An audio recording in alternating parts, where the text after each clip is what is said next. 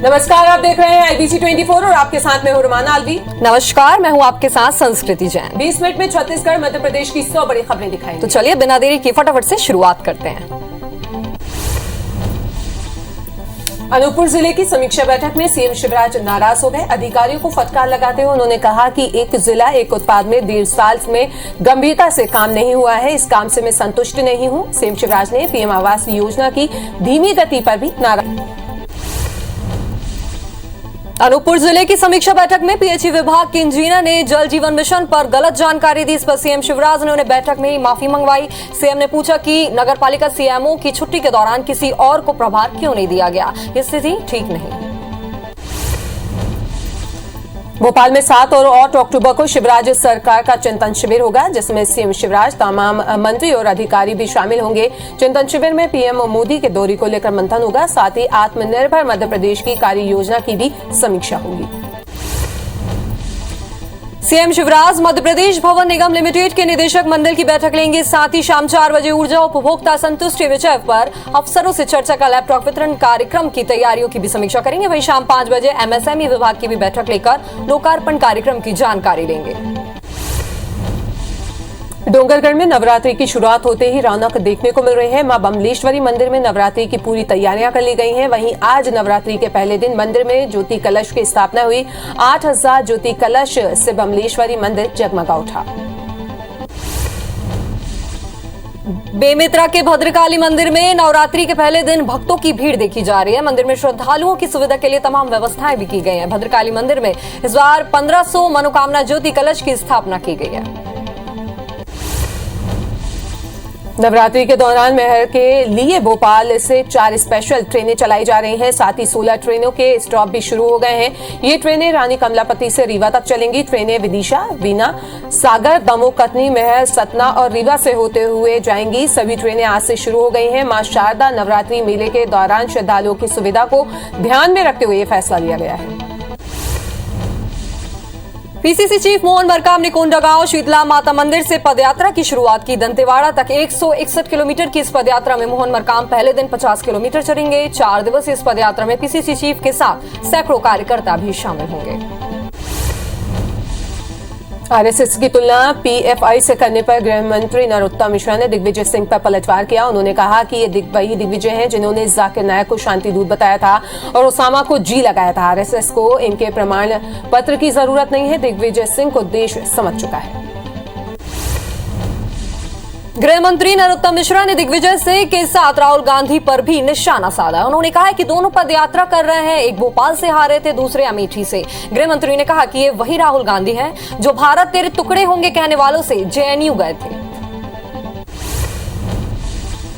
छत्तीसगढ़ के पूर्व मुख्यमंत्री रमन सिंह का राजस्थान के राजनीतिक हालात पर बयान सामने आया है। उन्होंने कहा है कि कांग्रेस टुकड़े टुकड़े में विभाजित हो रही है। राजस्थान में भी सचिन पायलट भी वेटिंग लिस्ट में है। पूर्व मुख्यमंत्री रमन सिंह ने आरक्षण कटौती पर भी बयान दिया। उन्होंने कहा है कि हमने इस मामले को गंभीरता से लिया था, राज्य सरकार इस पर बिल्कुल गंभीर नहीं है। उन्होंने कहा कि आरक्षण मामले पर सरकार ने कोई बड़ा वकील नहीं लगाया। नवरात्रि में मीट दुकानों को लेकर मंत्री विश्वास सारंग का बयान सामने आया है। उन्होंने कहा है कि नवरात्रि तक मीट को सजा कर रखना प्रतिबंधित किया गया है। नियम का पालन नहीं करने वालों पर कार्रवाई की जाएगी। मंत्री सारंग ने कहा है कि लाइसेंसी दुकानों को भी इसका पालन करना होगा। मध्य प्रदेश के 46 निकायों में कल मतदान होने, ईवीएम से सभी जगह वोटिंग होगी, जिसको लेकर आज प्रत्याशी डोर टू डोर प्रचार करेंगे। 27 सितंबर को सुबह 7 बजे से शाम 5 बजे तक वोटिंग होगी। वहीं 3 सितंबर को सुबह 9 बजे से मतगणना शुरू होगी। 1 अक्टूबर को रायपुर के सर्किट हाउस में छत्तीसगढ़ के आदिवासी सांसद विधायकों की बैठक होगी। बैठक में कांग्रेस बीजेपी के एसटी सांसद विधायक शामिल होंगे। बैठक में आरक्षण रद्द होने के मुद्दे पर चर्चा की जाएगी। बता दें कि छत्तीसगढ़ सर्व आदिवासी समाज की तरफ से बैठक का आयोजन किया जाएगा। रायपुर में लगभग 2.5 साल से बंद सिटी बसों को दोबारा शुरू किया गया। पहले चरण में 67 में से 30 बसें शुरू की गई।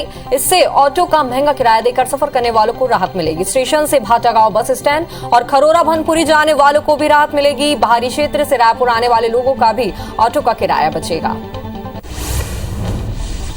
रायपुर नगर निगम ने नवरात्रि पर महिलाओं के लिए मुफ्त बस सेवा शुरू की है। महापौर एजाज जेबर ने ऐलान करते हुए कहा है कि महिलाएं शहर के किसी भी स्थान से मुफ्त बस सुविधा का लाभ ले सकती हैं। इसके लिए राजधानी के 6 अलग अलग जगहों पर 15 बसों का संचालन होगा, जो माता कौशल्या धाम भी जाएंगी। छत्तीसगढ़ में 9वीं और 12वीं तक के तिमाही पेपर का प्रश्न पत्र लीक होने के बाद परीक्षा का पैटर्न बदल दिया गया है। प्रश्न पत्र को ब्लैक बोर्ड पर लिखकर छात्रों से हल कराया जाएगा। स्कूल स्तर पर प्रश्न पत्र तैयार किए जाएंगे। छात्रों को उनके विषय की कॉपी में ही उत्तर लिखाए जाएंगे। भोपाल में बोर्ड परीक्षा शुल्क से बच्चों को राहत मिली है। अब 8वीं और 5वीं के स्टूडेंट को बोर्ड परीक्षा की फीस नहीं देनी होगी। स्कूल शिक्षा विभाग ने इसके लिए आदेश जारी कर दिए हैं। आदेश जारी होने के बाद प्राइवेट स्कूल एसोसिएशन इसका विरोध कर रहा है। बोर्ड परीक्षा शुल्क से राहत देने पर निजी स्कूलों को करीब 23 करोड़ का भार आएगा। जबलपुर हाईकोर्ट में बिशप पीसी सिंह की ओर से जमानत याचिका लगाई गई है, जिस पर सुनवाई करते हुए हाईकोर्ट ने ईओडब्ल्यू से केस की डायरी तलब की है। वहीं ईओडब्ल्यू ने बिशप को जमानत देने का विरोध किया। ईओडब्ल्यू का कहना है कि जमानत दिए जाने पर बिशप सबूतों में छेड़छाड़ कर सकता है। मामले में 30 सितंबर को अगली सुनवाई होनी है। भिलाई स्टील प्लांट में एक बार फिर QR कोड सिस्टम लागू करने की तैयारी है। ये व्यवस्था 1 अक्टूबर से लागू होगी। कर्मियों के विरोध के बीच सितंबर में इसे लागू नहीं किया जा सका था। अब भी कुछ संगठन इसका विरोध कर रहे हैं। वहीं बीएसपी प्रबंधन श्रमिक संगठनों को साधने में लगा हुआ है।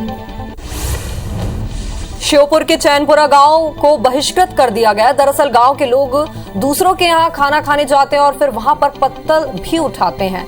इसी बात को लेकर 32 गांव की पंचायत की बैठक हुई, जिसमें गांव को बहिष्कृत करने का फैसला लिया गया। और इस फैसले को सुठारा ग्राम पंचायत सचिव रामलखन ने खुद पढ़कर ग्रामीणों को सुनाया, जिसका वीडियो भी वायरल हो रहा है। सरगुजा के सीतापुर नगर से होकर गुजरने वाली नेशनल हाईवे 43 जर्जर हो चुकी है। सड़क गड्ढों में तब्दील हो गई है, जिसकी वजह से बारिश के दिनों में लोग सड़क पर गिरकर हादसों का शिकार हो जाते हैं। वहीं गर्मी में धूल की वजह से हादसे हो रहे हैं। हालांकि खाद्य मंत्री अमरजीत भगत ने कई कड़े निर्देश दिए हैं, जिसके बाद भी अधिकारी सड़क मरम्मत को लेकर ध्यान ही नहीं दे रहे हैं। भोपाल में किन्नर से लूट के बाद हंगामा किया गया। लूट के विरोध में किन्नरों ने थाने का घेराव करते जमकर नारेबाजी की और कार्रवाई की मांग की है। देर रात मच्छी मार्केट में किन्नर के साथ लूट हुई थी, जहां बदमाशों ने किन्नरों के बाल भी काटे। राजनांदगांव में एक बार फिर नक्सलियों के नापाक मंसूबे को पुलिस ने फेल कर दिया है। दरअसल पुलिस ने पंडरीपत्रा से भूमंती जाने वाले जंगल के रास्ते में लगाए गए 7 किलो का IED टिफिन बम बरामद किया है। वहीं जिला पुलिस बल, DRG, BDS टीम और ITBP ने संयुक्त कार्रवाई करते हुए बम को सफलतापूर्वक नष्ट कर दिया है। हटा में 15 साल की मासूम से दुष्कर्म का मामला सामने आया। गांव के ही एक युवक पर दुष्कर्म का आरोप लगा। मामला सामने आने के बाद पीड़ित के परिजन रात में ही थाने पहुंच गए और मामला दर्ज कराया। पुलिस आरोपी की तलाश में जुट गई है। रीवा पुलिस ने हिस्ट्री शीटर की हत्या मामले का 8 घंटे में ही खुलासा कर दिया है। पुलिस के मुताबिक रंगदारी से परेशान होकर 2 लोगों ने हत्या की थी, जिन्हें गिरफ्तार कर लिया गया है। दरअसल हिस्ट्री शीटर विवेक तिवारी की लाश गोविंदगढ़ इलाके के छुड़िया पहाड़ में संदिग्ध हालत में मिली थी। हत्या का खुलासा साइबर सेल और CCTV की मदद से हुआ है। भिलाई के अमलेश्वर थाना क्षेत्र में अधेड़ की हत्या का मामला सामने आया है। घटना पाटन के कापसी गांव की है, जहां अज्ञात आरोपी ने घर में घुसकर आनंद सोनवानी को मौत के घाट उतार दिया। वहीं सूचना पर पहुंची पुलिस ने शव को कब्जे में लेकर आगे की कार्रवाई शुरू कर दी है। छिंदवाड़ा के किन्नर समाज के लोगों ने 2 नकली किन्नरों की पिटाई कर दी है। दोनों युवक किन्नर बनकर लोगों से उगाही कर रहे थे। जब इसकी सूचना किन्नर समाज को लगी तो उन्होंने मौके पर पहुंचकर दोनों युवकों की पिटाई कर दी। बाद में पुलिस ने समझाइश देते हुए दोनों को रवाना कर दिया। पेंड्रा पुलिस ने ड्राइवर की हत्या और लूट मामले में एक नाबालिग सहित 4 आरोपियों को गिरफ्तार किया है। सीधी का रहने वाला पिंकू चौहान दूसरे लोगों से चोरी की गाड़ियों को कबाड़ में बेचने का झांसा दिया और यूपी के रहने वाले शख्स की गाड़ी बुक करते हुए रास्ते में ही उसका मर्डर कर दिया। टीकमगढ़ के बमोरी कला थाना इलाके में पति ने पत्नी की गला रेतकर उसकी हत्या कर दी है। घटना के बाद आरोपी फरार हो गया है। वहीं पुलिस ने शव को बरामद कर जांच में जुट गई है।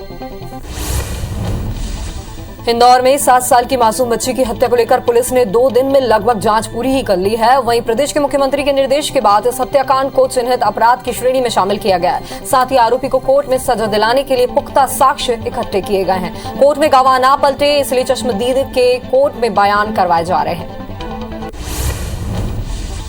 सतना के सिटी कोतवाली थाना क्षेत्र के बजरा टोला में गोली चलाने का मामला सामने आया। दरअसल देवी प्रतिमा लेने कोठी से आए लोगों में से गुड्डा साहू नामक व्यक्ति ने विवाद किया। इसके बाद गोली चला दी। फिलहाल पुलिस ने आरोपी को गिरफ्तार कर लिया है। बता दें कि मूर्ति विक्रेता के प्रतिमा समय पर तैयार नहीं करने को लेकर विवाद हुआ था।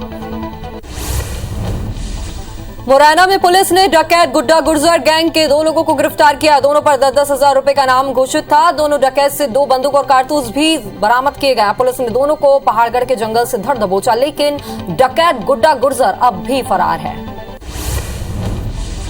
बालोद के गुंडादेही स्थित शासकीय शराब दुकान में 5 सितंबर की रात हुई चोरी मामले में पुलिस ने 5 आरोपियों को गिरफ्तार किया है। आरोपियों में से 2 लोग शराब दुकान के ही कर्मचारी निकले जो घटना में संलिप्त हो गए थे। पुलिस के मुताबिक आरोपियों ने शराब दुकान का ताला तोड़कर 5 लाख से ज्यादा कैश और 30,000 की शराब समेत सीसीटीवी कैमरे का डीवीआर भी चुरा लिया था।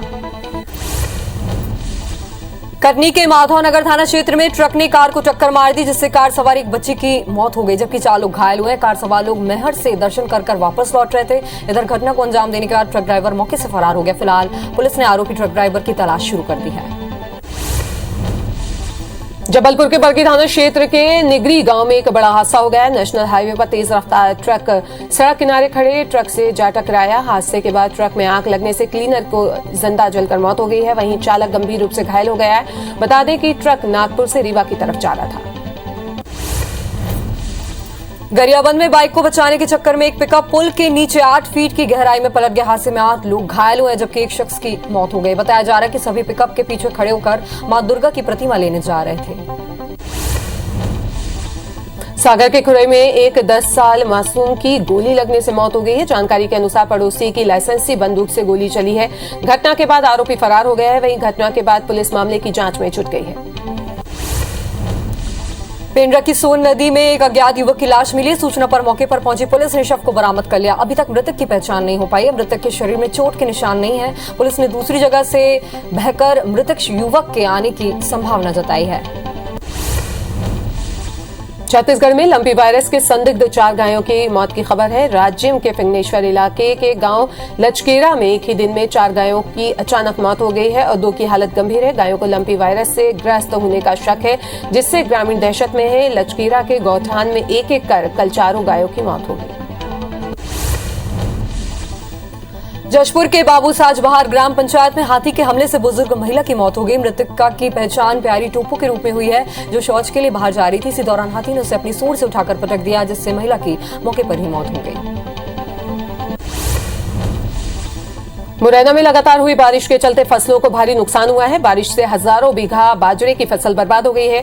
किसानों का कहना है कि ज्यादा बारिश होने से बाजरा जमीन पर गिर गया है। इससे बाजरे की फसल काली पड़ने की संभावना है। जांजगीर चांपा की नवागढ़ पुलिस ने महिला से दुष्कर्म करने वाले 2 आरोपियों को गिरफ्तार किया है और दोनों को न्यायिक हिरासत में जेल भेज दिया। बताया जा रहा है कि महिला को घर में अकेला पाकर आरोपियों ने दुष्कर्म की वारदात को अंजाम दिया था। जांजगीर चांपा की मुलमुला पुलिस ने सोशल मीडिया में अश्लील वीडियो वायरल करने वाले आरोपियों को तमिलनाडु के त्रिपुर से गिरफ्तार किया है। एनसीआरबी नई दिल्ली में साइबर टीम की सूचना पर पुलिस आरोपियों की तलाश में जुटी थी। शहडोल में नशे के खिलाफ पपौन पुलिस ने बड़ी कार्रवाई करते हुए 2 आरोपियों को गिरफ्तार किया। दोनों नशीली सिरप को बेचने के लिए इलाके में घूम रहे थे। तभी मुखबिर की सूचना पर पुलिस ने आरोपियों को धर दबोचा। कबीरधाम जिले के एसपी का फेसबुक फ्रेंड से पैसा मांगने का मामला सामने आया है। इस मामले पर एसपी ने इसे फर्जी बताया है और लोगों से सतर्क रहने की अपील की है। दरअसल एक व्यक्ति को एसपी के नाम का फ्रेंड रिक्वेस्ट आया था और रिक्वेस्ट एक्सेप्ट करने पर 20,000 रुपए की डिमांड की गई। साइबर सेल मामले की जांच में जुट गई है। तिल्दा में बाइक चोरी करने वाले गिरोह को पुलिस ने धर दबोचा। तिल्दा पुलिस ने 5 अपचारी समेत कुल 7 आरोपियों को हिरासत में लिया। उनके पास से 2 स्कूटी और 2 बाइक जब्त की गई है। आरोपियों ने तिल्दा, बैकुंठ और मांडर स्टेशन के पास से गाड़ियों की चोरी की थी। नर्मदापुरम जिले के 2 थाना क्षेत्रों में पुलिस ने लूटपाट करने वाले आरोपियों को गिरफ्तार किया है। पुलिस ने हुलिया बदलकर 5 आरोपियों को धर दबोचा। इटारसी के पथरोटा और डोलसरा थाना क्षेत्र में लूट की 3 वारदातें हुई थी। 5 आरोपी वारदात को अंजाम देकर बगदेव के जंगल में छिपे हुए थे। मुरैना में पुलिस ने हथियारों के साथ कार सवार 2 बदमाशों को गिरफ्तार किया। आरोपियों से 2 देसी कट्टे, 315 बोर और 8 कारतूस बरामद किए गए। चेकिंग के दौरान बदमाश पुलिस को चकमा देकर भाग रहे थे, जिसका पीछा करते हुए पुलिस ने दोनों को धर दबोचा। दोनों आरोपियों से पूछताछ जारी है। रायपुर में क्रिकेट प्रैक्टिस के लिए श्रीलंका लीजेंड्स के खिलाड़ी मैदान में उतरे हैं। कल बांग्लादेश लीजेंड्स के साथ मुकाबला होगा। शहीद वीर नारायण सिंह अंतर्राष्ट्रीय स्टेडियम में ये मैच खेला जाएगा।